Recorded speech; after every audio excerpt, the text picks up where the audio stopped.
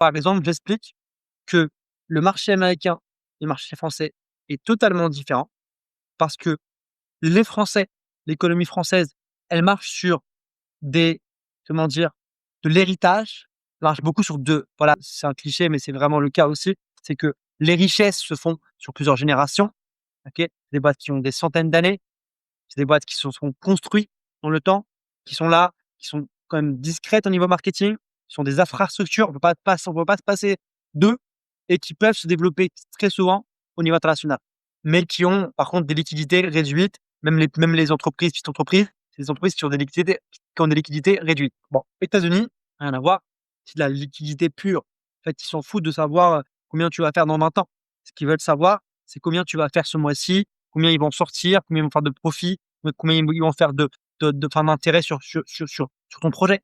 C'est ça qui les intéresse. Ils veulent l'argent, le cash, tout de suite. Ils sont prêts à mettre beaucoup d'argent. Les crédits sont beaucoup plus faciles. C'est pas la même économie du tout. OK? Et donc, ce que ça veut dire, c'est que pour des gens qui ont beaucoup d'argent, comme les États-Unis par exemple ou d'autres pays, investir en France, c'est la garantie de la durabilité. Que ça puisse rester sur des générations. Parce qu'il y a des standards, parce qu'il y a des règles, c'est très serré comme ça. Si ça sur cette partie-là, franchement, pour moi, on a vraiment pas mal d'intérêt